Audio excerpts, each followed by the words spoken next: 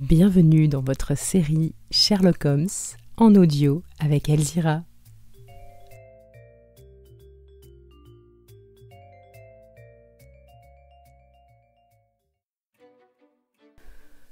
Chapitre 1er. Monsieur Sherlock Holmes.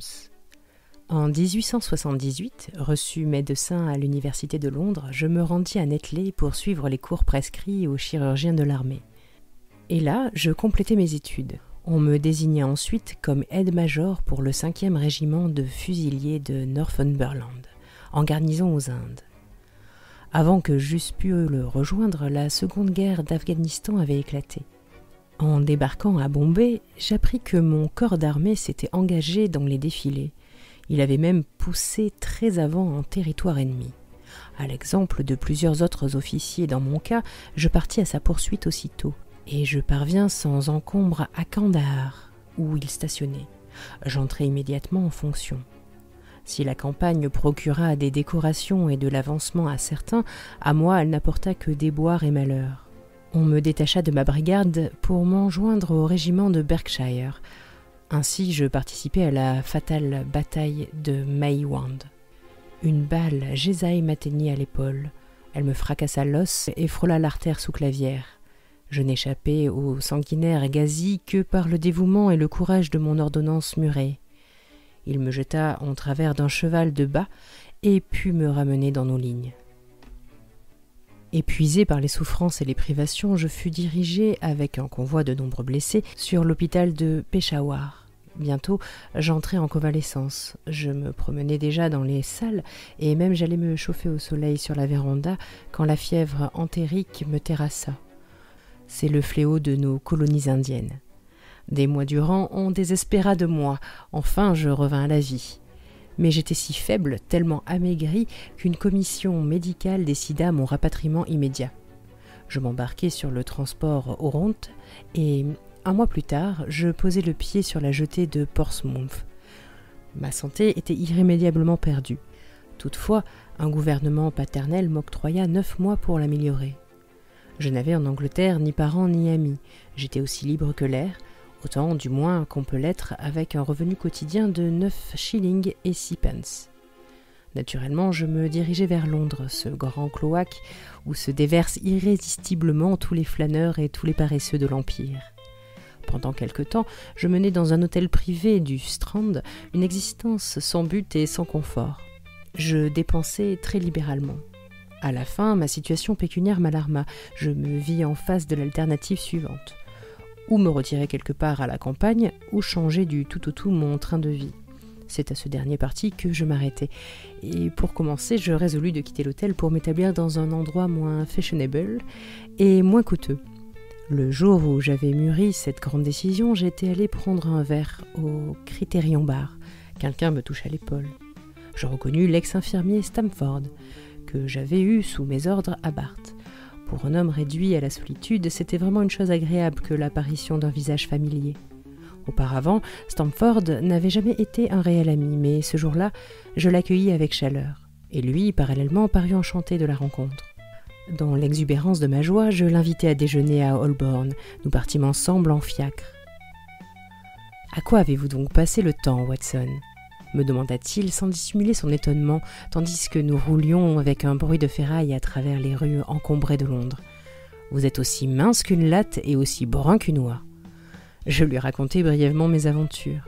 « Pauvre diable !» fit-il avec compassion, après avoir écouté mon récit. « Qu'est-ce que vous vous proposez de faire maintenant ?»« Chercher un appartement, répondis-je. Peut-on se loger confortablement à bon marché ?»« Voilà qui est étrange, dit mon compagnon. Vous êtes le second aujourd'hui à me poser cette question. Qui était le premier ? Un type qui travaille à l'hôpital, au laboratoire de chimie. Ce matin, il se plaignait de ne pas pouvoir trouver avec qui partager un bel appartement qu'il a déniché. Il est trop cher pour lui seul. Par Jupiter, m'écriai-je, s'il cherche un colocataire, je suis son homme. La solitude me pèse à la fin. Le jeune Stamford me regarda d'un air assez bizarre par-dessus son verre de vin. « Si vous connaissez Sherlock Holmes, dit-il, vous n'aimeriez peut-être pas l'avoir pour compagnon. »« Pourquoi ? Vous avez quelque chose à dire contre lui ?»« Oh non, seulement il a des idées spéciales. Il s'est entiché de certaines sciences. Autant que j'en puisse juger, c'est un assez bon type. Il étudie la médecine, je suppose ? Non, je n'ai aucune idée de ce qu'il fabrique. Je le crois ferré à la glace sur le chapitre de l'anatomie, et c'est un chimiste du premier ordre. Mais je ne pense pas qu'il ait jamais réellement suivi des cours de médecine.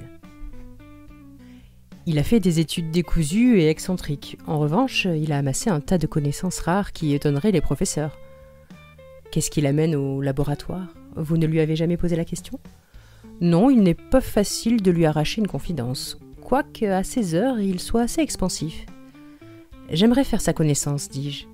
Tant mieux s'il a des habitudes studieuses et tranquilles, je pourrais partager avec lui l'appartement. Dans mon cas, le bruit et la surexcitation sont contre-indiqués. J'en ai eu une bonne part en Afghanistan. Où pourrais-je trouver votre ami ? Il est sûrement au laboratoire, répondit mon compagnon. Tantôt il fuit ce lieu pendant des semaines, tantôt il y travaille du matin au soir. Si vous voulez, nous irons le voir après déjeuner. Volontiers, répondis-je. La conversation roula ensuite sur d'autres sujets. Du Holborn, nous nous rendîmes à l'hôpital.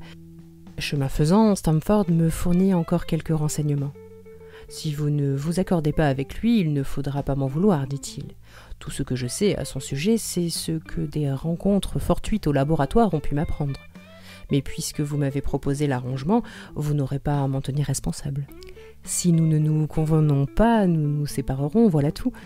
Pour vouloir dégager comme ça votre responsabilité, Stamford, ajoutai-je en le regardant fixement, vous devez avoir une raison. Laquelle ? L'humeur du type est-elle si terrible ? Parlez franchement. Il n'est pas facile d'exprimer l'inexprimable, répondit-il en riant. Holmes est un peu trop scientifique pour moi. Cela frise l'insensibilité. Il administrerait à un ami une petite pincée de l'alcaloïde le plus récent, non pas, bien entendu, par malveillance, mais par simple esprit scientifique, pour connaître exactement les effets du poison. Soyons justes, il en absorberait lui-même, toujours dans l'intérêt de la science. Voilà sa marotte, une science exacte, précise. Il y en a des pires, non ? Oui, mais la sienne lui fait parfois pousser les choses un peu loin. Quand, par exemple, il bat dans les salles de dissection les cadavres à coups de canne, vous avouerez qu'elle se manifeste d'une manière pour le moins bizarre. Il bat les cadavres ? Oui, pour vérifier si on peut leur faire des bleus. Je l'ai vu, de mes yeux. Et vous dites après cela qu'il n'étudie pas la médecine ? Dieu sait quel est l'objet de ses recherches. Nous voici arrivés, jugez l'homme par vous-même. Comme il parlait, nous enfilâmes un passage étroit et nous pénétrâmes par une petite porte latérale dans une aile du grand hôpital. Là, j'étais sur mon terrain, pas besoin de guide pour montrer le morne escalier de pierre et franchir le long corridor offrant sa perspective de murs blanchis à la chaux et de portes peintes en marron foncé. À l'extrémité du corridor, un couloir bas et voûté conduisait au laboratoire de chimie. C'était une pièce haute de plafond, encombrée d'innombrables bouteilles. Ça et là se dressaient des tables larges et peu élevées, tout hérissées de cornues, d'éprouvettes et de petites lampes bunsen, à flammes bleues, vacillantes. La seule personne qui s'y trouvait, courbée sur une table éloignée, paraissait absorbée par son travail. En entendant le bruit de nos pas, l'homme jeta un regard autour de lui. Il se releva d'un bond en poussant une exclamation de joie. « Je l'ai trouvé ! Je l'ai trouvé !» cria-t-il à mon compagnon en accourant une éprouvette à la main. J'ai trouvé un réactif qui ne peut être précipité que par l'hémoglobine. Sa physionomie n'aurait pas exprimé plus de ravissement s'il avait découvert une mine d'or. Dr. Watson, monsieur Sherlock Holmes, dit Stamford en nous présentant l'un à l'autre. Comment allez-vous ? dit-il cordialement. Il me serra la main avec une vigueur dont je ne l'aurais pas cru capable. Vous avez été en Afghanistan, à ce que je vois. Comment diable le savez-vous ? demandai-je avec étonnement. Ah, ça ! Il rit en lui-même. La question du jour, reprit-il, c'est l'hémoglobine. Vous comprenez sans doute l'importance de ma découverte. Au point de vue chimique, oui, répondis-je, mais au point de vue pratique. Mais, cher monsieur, c'est la découverte médico-légale la plus utile qu'on ait faite depuis des années. Ne voyez-vous pas qu'elle nous permettra de déceler infailliblement les taches de sang ? Venez par ici. Dans son ardeur, il me prit par la manche et m'entraîna vers sa table de travail. Prenant un peu de sang frais, dit-il, il planta son doigt à un long poinçon et recueillit au moyen d'une pipette le sang de la piqûre. Maintenant, j'ajoute cette petite quantité de sang à 1 litre d'eau. Le mélange qui en résulte a, comme vous voyez, l'apparence de l'eau pure. La proportion du sang ne doit pas être de plus d'1 millionième. Je ne doute pas cependant d'obtenir la réaction caractéristique. Tout en parlant, il jeta quelques cristaux blancs, puis il versa quelques gouttes d'un liquide incolore. Aussitôt, le composé prit une teinte d'acajou sombre. En même temps, une poussière brunâtre se déposa. « Ah ! Ah !» s'exclama-t-il, en battant des mains, heureux comme un enfant avec un nouveau jouet. « Que pensez-vous de cela ?»« Cela me semble une expérience délicate, répondis-je. »« Magnifique, magnifique ! L'ancienne expérience par le Gaillac était grossière et peu sûre. De même, l'examen au microscope des globules du sang. Il ne sert à rien si les taches de sang sont vieilles de quelques heures. Or, que le sang soit vieux ou non, mon procédé s'applique. Si on l'avait inventé plus tôt, des centaines d'hommes actuellement en liberté de par le monde auraient depuis longtemps subi le châtiment de leurs crimes. « En effet, murmurai-je. Toutes les causes criminelles roulent là-dessus. Mettons que l'on soupçonne un homme d'un crime commis il y a plusieurs mois. On examine son linge, ses vêtements, et on y décèle des taches brunâtres. Mais voilà, est-ce qu'il s'agit de sang, de boue, de rouille ou de fruits ? Cette question a embarrassé plus d'un expert, et pour cause. Avec le procédé Sherlock Holmes, plus de problème. Au cours de cette tirade, ses yeux avaient jeté des étincelles. Il termina la main sur le cœur et s'inclina comme pour répondre aux applaudissements d'une foule imaginaire. « Mes félicitations, dis-je, étonné de son enthousiasme. Prenez le procès de von Bischoff, à Francfort. L'année dernière, reprit-il. À coup sûr, il aurait été pendu, si l'on avait connu ce réactif. Il y a eu aussi Mason, de Bradford, et le fameux Müller, et Lefebvre, de Montpellier, et Sanson, de la Nouvelle-Orléans. Je pourrais citer 20 cas où mon test aurait été probant. Vous êtes les annales ambulantes du crime, lança Stamford en éclatant de rire. Vous devriez fonder un journal, les nouvelles policières du passé. Cela serait d'une lecture très profitable, dit Sherlock Holmes, en collant un petit morceau de taffetas gommé sur la piqûre de son doigt. Se tournant vers moi, avec un sourire, il ajouta « Il faut que je prenne des précautions, car je tripote pas mal de poison. » Il exhiba sa main, elle était mouchetée de petits morceaux de taffetas et brûlée un peu partout par des acides puissants. « Nous sommes venus pour affaire, dit Stamford. » Il s'assit sur un tabouret et en poussa un autre vers moi. Mon ami, ici présent, cherche un logis. Comme vous n'avez encore trouvé personne avec qui partager l'appartement, j'ai cru bon de vous mettre en rapport. Sherlock Holmes parut enchanté. J'ai l'œil sur un appartement dans Baker Street, dit-il. Cela ferait très bien notre affaire. L'odeur du tabac fort ne vous incommode pas, j'espère. Je fume moi-même, le chip, répondis-je.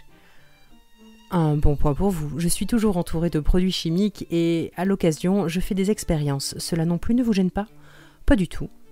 Voyons, quels sont mes autres défauts ? Ah, oui, de temps à autre, j'ai le cafard. Je reste plusieurs jours de suite sans ouvrir la bouche. Il ne faudra pas croire alors que je vous boude. Cela passera si vous me laissez tranquille. À votre tour maintenant. Qu'est-ce que vous avez à avouer ? Il vaut mieux que deux types qui envisagent de vivre en commun connaissent d'avance le pire l'un de l'autre. L'idée d'être à mon tour sur la sellette m'amusa. J'ai un petit bulldog, dis-je. Je suis anti-bruit parce que mes nerfs sont ébranlés. Je me lève à des heures impossibles et je suis très paresseux. En bonne santé, j'ai bien d'autres vices, mais pour le moment, ceux que je viens d'énumérer sont les principaux. Faites-vous entrer le violon dans la catégorie des bruits fâcheux ? Demanda-t-il avec anxiété. Cela dépend de l'exécutant, répondis-je. Un morceau bien exécuté est un régal divin, mais s'il est mal... Allons, ça ira, s'écria-t-il en riant de bon cœur. C'est une affaire faite. Si, bien entendu, l'appartement vous plaît. Quand le visiterons-nous ? Venez me prendre demain midi, nous irons tout régler ensemble. C'est entendu, dis-je, en lui serrant la main. À midi précis. Stamford et moi, nous le laissâmes au milieu de ses produits chimiques et nous marchâmes vers mon hôtel. Je m'arrêtai soudain et tournai vers lui. À propos, demandai-je, à quoi diable a-t-il vu que je revenais de l'Afghanistan ? Mon compagnon eut un sourire énigmatique. Voilà justement sa petite originalité, dit-il. Il a un don de divination extraordinaire. Plusieurs ont cherché sans succès à se l'expliquer. Oh, un mystère. À la bonne heure, dis-je, en me frottant les mains. C'est très piquant. Je vous sais gré de nous avoir mis en rapport. L'étude de l'homme est, comme vous le savez, le propre de l'homme. Alors étudiez-le, dit Stamford en prenant congé de moi. Mais vous trouverez le problème épineux. Je parie qu'il en apprendra plus sur vous que vous n'en apprendrez sur lui. Au plaisir, Watson. Au plaisir, répondis-je. Je déambulai vers mon hôtel, fort intrigué par ma nouvelle relation.